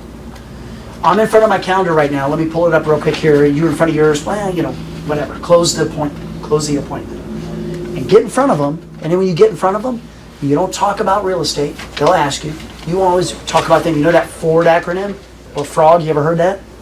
I'll just share it with you. Whenever you're doing those one-on-ones, F stands for family. Hey, tell me about your family. Okay? Because that's what's most important to most people. Okay? O stands for occupation. What do you do for a living? How'd you get into that? What'd you do before that? Oh my gosh. Do you love it? Do you like it? Is it just a way to make money? Like, what is it? Like, find out about it. And then, who's your ideal client, right? And then, you know, if I was going to refer somebody away, who do you want? Okay? And then the R stands for recreation. And you change it back up. Hey, what do you like to do when you're not working? Because you're looking for that common ground. If they ride bikes or they hike or whatever, right? So you in your mind are thinking about events that you can put together for all the network that you build together of things that are like-minded. Like Rob loves poker. I guarantee if he's doing that, he's going to find other folks that love to play poker and invite him to the tournament, right? Or whatever, okay? That's just an example. And then the D for Ford stands for dreams.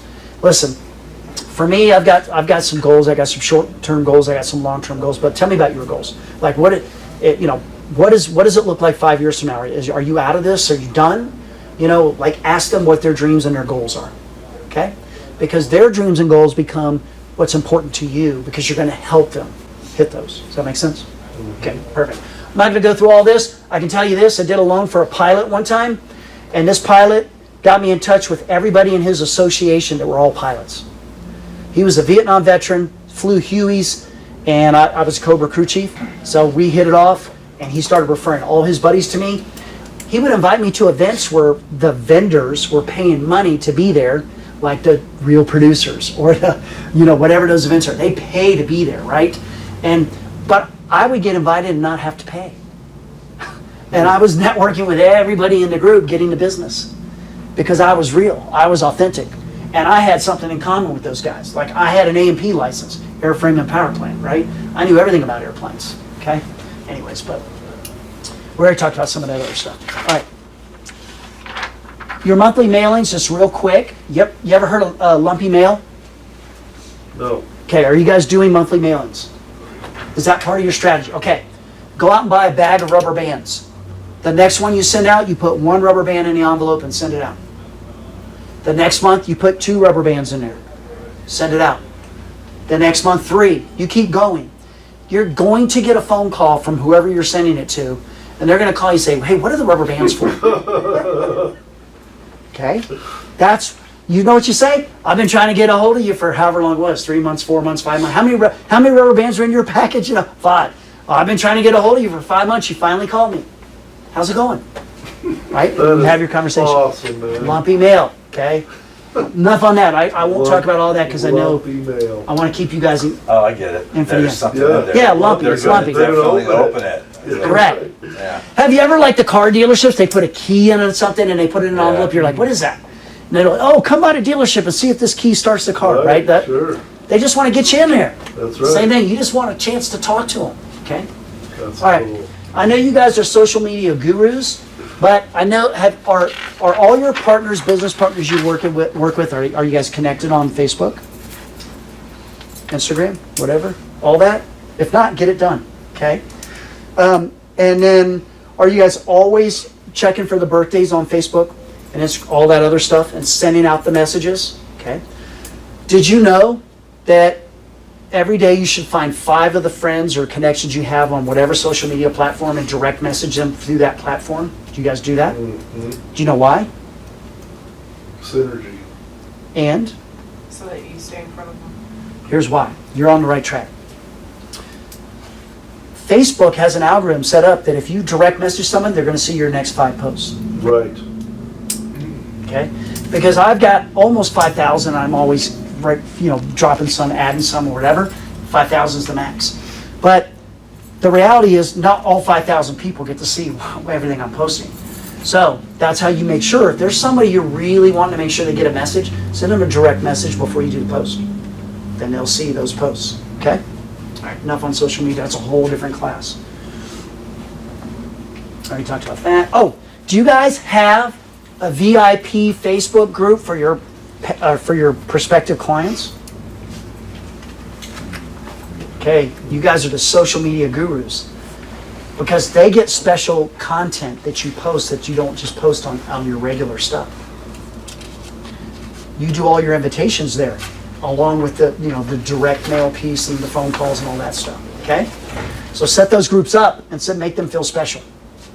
All right, money's in the follow-up. We already kind of talked about that, but I would tell you this.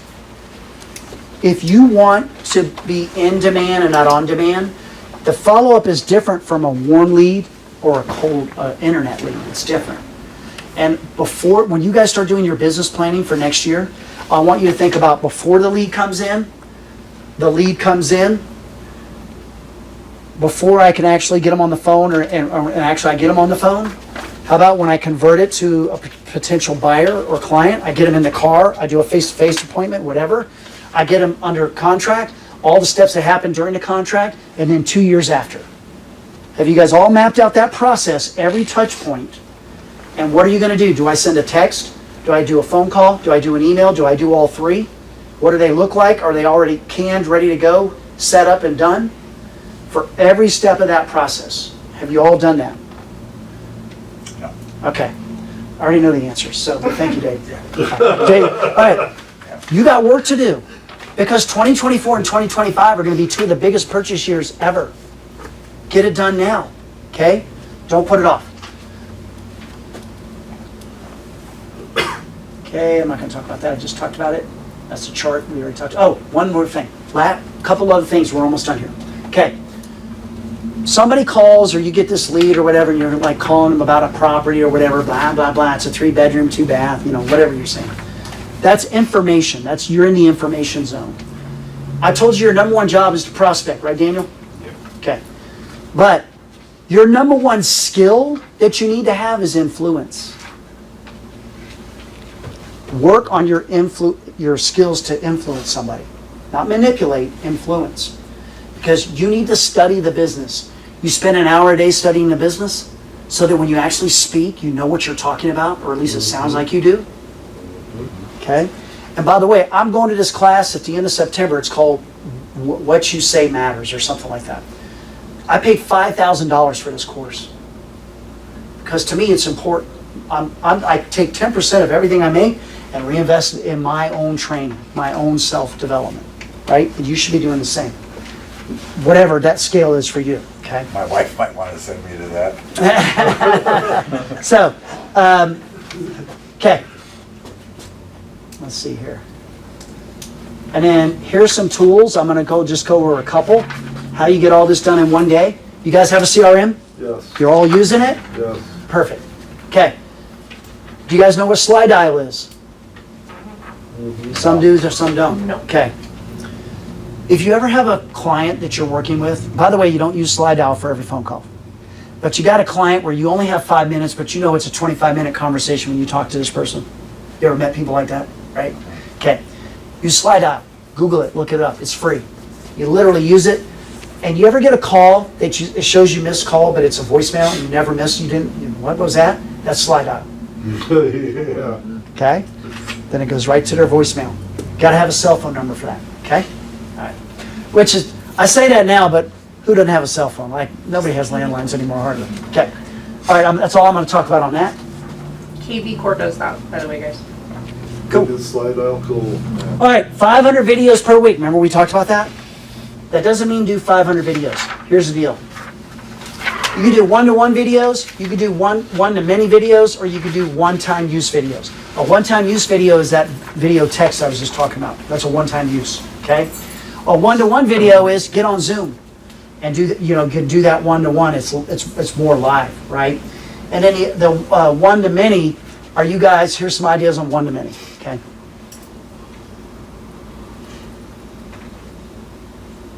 And I know Rob is really good at the video, Scott's help. I mean, I know you guys are good at this, okay? You can do a video to your database every week, data bank. Yeah, I got to change the slides. that's right. It's a habit, and you have to break those habits, okay? How about a video to your referral partners weekly? not vendors. Are you guys doing that? I like that. Why don't you do that? You want to talk about them making them feel good and wanting to pay attention to you? Do a video every week to them, okay? How about this? Are you guys, by the way, on your social media, are you highlighting one of your referral partners once a month? A day in the life of a lender, day in the life of lender Rick Ward, day in the life of home inspector Billy Bob, like whatever. Are you doing that? You can do that. You talk about loyalty, they're going to send everybody your way. They're going to, because you're helping them, okay? How about, are you guys do videos on birthdays? Are you guys doing that? Not just sending a text? Everybody? No? Yeah? No? Okay. We're all gonna start as of today. Yes, super easy, right? Who wouldn't want to see your face, right? Right. So like literally just, do the birthday video, okay? Like it's awesome. I love it when I get them. You can do market updates. That bores everybody. If all you do is talk real estate, that's boring. But you know what you could do? How about this? Hey everybody, I don't know if you know this or not, but we're having the Balloon Fest on Labor Day weekend, or we're having these events that are coming up to Colorado Springs this month. You do that once a month. All the events that are happening for the month, okay? How about that? It's a little different. I don't see everybody doing it, I promise. By the way, if you're farming in a neighborhood, have you done the videos for all the small businesses in that area? I know you haven't, because I don't see them. But go do it. Interview the business owner, right? Now, you're helping them, and then help them with their social media. They're going to send everybody they know your way. Why are you doing this? Well, I'm a realtor, and I say I'm farming this neighborhood. What does farming mean? I'm planting seeds. I'm going to water. I'm going to get the weeds out. I'm going to pay attention to it, and then hopefully someday I might reap a harvest. But really, all I care about is helping you. I'm going to sow the seeds with you right now. Right? They get that. That's a visual. They can track that. Okay. When you're in the process of a transaction, there's something that happens during the process every time, right? The appraisal gets ordered, right? How about a home inspection? Those sort, like whatever. Have you done a video on each step of that process? Because you get the same questions every time. And sometimes you're driving or you're on a call and somebody you just want them to make feel like, hey, shoot them the video. Send it to them right away. Make sense? Cool. And by the way, some people are visual. They got to see it, okay? Enough on that. Okay, you got some ideas on video? Okay. Yes. I think I might be coming in for a landing. I'm licensed in all 50 states. Did I tell you that? I was only licensed in Colorado through 2020. So from 2012 to 2020, Colorado. The pandemic hit. I literally had 2 computers. Remember when they said everybody stay home? Like you didn't have a choice, kind of. Mm-hmm. So I had one computer here. I was working my data bank, and then the other computer here. I was like, wait a minute. I'm always giving these referrals for these military people to other people. And by the way, when I send a referral, like if they PCS to Fort Campbell, Kentucky, lenders don't get referral fees. You guys know that? Realtors do, but lenders don't. I was making people rich because I was doing a lot of business. So what I decided was, forget this. Let me figure out how to get licensed in these states, and that's what I started doing. I was working till 2 in the morning, up at 6. 2 in the morning, up at 6. 644 deals that year, got licensed, started getting licensed in every state. So it took a lot of work and effort, but it has paid huge dividends. Because now nobody has to guess, hey, what state are you licensed in, or whatever. They just know. I got somebody who's going here, and my realtors are taking advantage of it because they don't know realtors in some of these other states. It's a crapshoot for them, like, oh, let me look, they're the same brokerage, or whatever. But I'm visiting these places. When I start doing a bunch of business in certain areas like Virginia and Florida, North Carolina, Georgia, Alabama, Texas, California, I'm starting to hit really big in Utah and Washington State right now. Anyway, I go to those places and I meet them face to face.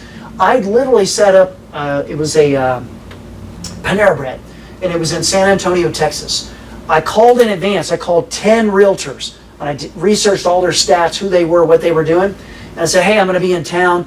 I've got people that are PCSing to come into San Antonio for the medical stuff, like all military medical stuff goes there. I said, and I just want to make sure you and I are a fit. You want to meet? And we met. I stacked up 10 appointments back to back to back in Panera Bread. All those people met with me, and now who do you think they send business to?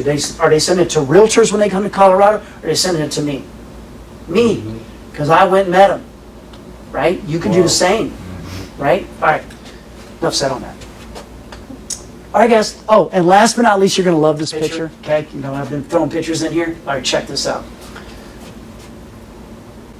Like, okay, so this is me. My son is 25, so he's like 1.5, 2 years old there. We just got this puppy. We were goofing around. It was hot. It was summer, but you can see all the muscles that I have and he has. But my wife was like, "You guys stop goofing around. I'm just trying to take a picture, you know, or whatever." And I go, "Oh, you want us to be serious?" So we literally sat there and said, "Jacob, don't smile." Right? And he's sitting there, and I got the dog. The dog's not even smiling. The dog's just like, and she snapped that picture. Anyway, it's one of my favorite pictures. Anyway, it's funny.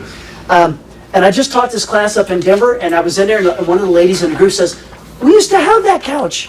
I go, "Yeah, I bought it at an American Furniture Warehouse." You know, that was it. Did you get anything out of that? Very much. Yes, Okay. that's awesome. I'm going to go around the room and remember what I told you I was going to ask you. Like, tell me one thing you're going to do that or you can tell me more than one. It's okay, but we're going to start with Dave. Go ahead.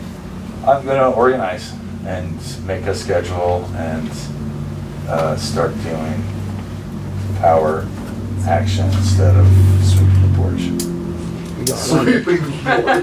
Which got to get done too, right? Yeah, Okay, yeah. go ahead. Daniel? Action instead of use video messages more.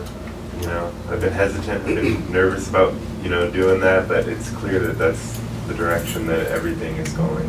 It has been, Are you nervous because you worry about what you look like or sound like? pretty much. That's All of that. mainly the main thing, right? Here's the deal. Like, if you're going to do real estate business, they know what you look like and what you sound like anyways, right? They're going to eventually say, who cares? Like, it doesn't matter. You're better than you think you are. We're always our worst critics. I mean, I do it with this. So you could definitely do it, okay? All right. Yes, Linda, right? Yep. Okay, go ahead. Very good. I actually had plans to join our local chamber. I was gonna go this morning. Their meeting is at 7 a.m. That's awesome. I know. And anyway, so I am definitely gonna do that. Because I was kind of weighing, I'm new, what do I have to say? But Yeah. I mean, I'm not gonna get any return if I don't try, so. And where's this chamber? It's the Eastern Plains Eastern Plains? Okay. Chamber. Cool. And by the way, you don't know what to say. It's okay. Remember, I told you what to say, Mhm. right? It's about them, not you. Right. I mean, that's all you got to do. I'm here People to help love- you guys. Right. Tell me about your business. Tell me about your Yeah. family, right? The FORD acronym, or FROG is another one. Friends, recreation, occupation, goals. Anyway, FROG or FORD, whichever one's easier for you to remember. Damon, what's up? I like the idea of time blocking things. So like usually I'll let the day just totally get away, like I'll be working with a client, something will happen, but you don't feel like doing something later, but I like the idea of putting it in the calendar, and holding yourself to it, just stopping whatever you're doing. The same thing for family time too, if you're hanging with your girl or something, it's like, hey, let me put this away and we'll hang, Yeah. Mhm. It's You would important. appreciate Yeah, that. yeah, yeah. You need those cheerleaders, right? Like when you're down, like they cheerlead Sure, you, right? sure, Yeah. yeah. That's right. Scott? I think I need to get my system and processes a little tightened up, and then I need to join a leads group. I need to time block a little better, because I do that, but I don't stick to my time blocks. Yeah, more prospecting for sure. Do you watch TV? I'm just curious. Not a lot, no. Okay, I was just curious. Anybody here watch TV? Like, is there a show you really like? Which one? Oh, when House of the Dragon or Game of Thrones comes back on. Oh, okay, gotcha. But when it was on, like, you knew when it was coming on, you were Yes. like, it's easy, it's just what we're spending our time doing. Yeah. But thanks for being honest. I got a lot of stuff to do. Oh, I know you do, and you're married too, I know, right? So I know how that is, you got a honey-do list, okay? Jessica, right? Okay, go. Time block.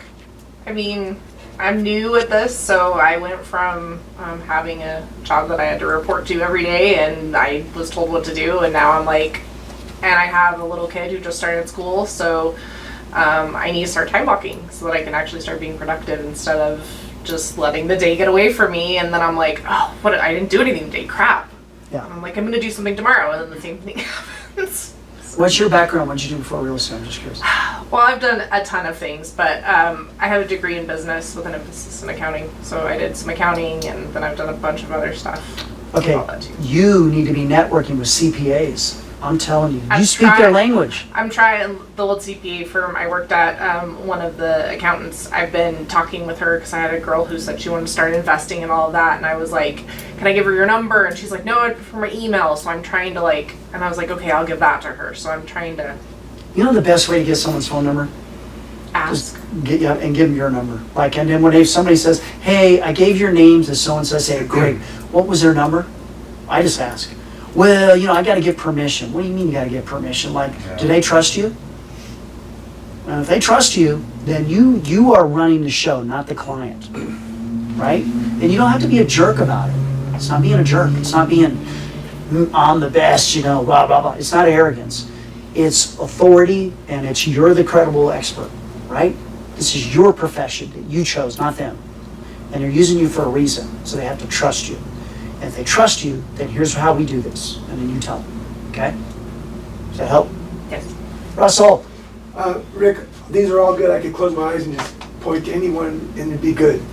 But one just stood out to me was connecting with vendor partners on Facebook and kind of highlighting their thing on my page and also sharing with them. You just tried to kiss up to me, aren't you? No, I'm just kidding. Yeah, I'm teasing you, Russell. No, I like that. I was just teasing you. Kissing up is gonna make us $250,000. Okay. What was your name? I'm sorry. Heather. Heather. Yeah. Okay. I'll remember it now. Yeah. And I'll go back to you, Rob, but we'll do Rob last. Okay, go ahead. It's funny. I'd already decided I was going to start time blocking before I came in here. But yeah, I'm definitely going to do that. And like I said, kind of get some systems going in the CRM and videos recorded, like you said, to streamline things Yeah. throughout either the selling or buying process. Have those ready to go. Awesome. What was your name, sir? Scott. Scott. You came in late, so I didn't. That's all right. Okay, go ahead. Just mainly, doing time block to really reach out to more clients, have more great conversations with people. Asking my vendors or partners a lot more for, referrals and all that kind of stuff, and just really trying to have more genuine one-on-one conversations with people and stuff like that. Yeah. Key word there was genuine, right? Be you. Yep. They'll know when you're faking it, Sure. right? So, yeah, everybody can. You can sniff that out a mile away. Vivi. So I think I'm a mom of 3, so time block, absolutely, and I have the whole nobody knowing when to leave mom alone because mom needs to do stuff. So, I need like a she shed or something that's soundproof and they can't get in or out. So That's all right. time blocking, and I like the video. I think that's awesome. You can chain them up. No, just kidding. I was gonna suggest a Velcro. I'm just teasing. I tried everything, but yeah, it's hard to structure, but it's absolutely worth investing into yourself. 100%. Cool. Okay. So did you guys all hear what everybody said? Mm-hmm. Now, if I was the best teammate on the planet, I would have wrote down what everybody said. Well, I didn't hear what Rob had to say. Oh yeah, that's right. I'll come back to Rob. Okay. Wait, but you would write it down so you can hold each other accountable, right? Team, you're a team. You're under this shingle here for a reason, right? So look out for each other. Okay, Rob. Sorry. What's something you're gonna do? There's a lot of things I'm like Russell, I could just point to the book, but I gotta meet with all of the people in my leads group and ask them, I've called a few just to see how I can refer business. They didn't return my calls, but I need to force myself to get with them. Yep. Go meet them where they're at, stuff like that, which I'm sure you've done. Yep. Because they are somebody that would refer people to me. Yeah, because there are people who know people for sure. Oh, absolutely. This group is like top-notch people, like most of them, right? I need to get them into the podcasting room. I just need to cultivate relationships like You that. will get so much. That's all you got to do. You're in. If you just do that, Rob, watch your business double next year. Yep. Okay. Yep. All right, guys, that was it. Listen, you guys all have my cell phone? You don't. Are you ready? I I'm do. gonna give it to you. Ready? Is it still the same one? Yes. 719 229 0375. Whether it's my deal or not, call me if you need help. Okay? I mean that. Like if I don't care. You might have a relationship with another lender. you might want to reconsider that. But if I taught you something and it works, then give me a shot at that deal, right? Does that make sense? Okay. But even, all that set aside, if you're doing something and it just doesn't sound right or you just want a second opinion, I'm not an expert, but I've done a lot of business, right? I've messed up stuff too, right? But I get a lot of stuff right too. I can't do that kind of business if I wasn't, doing that. So don't be afraid to call me. I'll help you out, okay? Whether I get something out of it or not, I promise you, okay? Thank you, Rick. Thanks for being here. The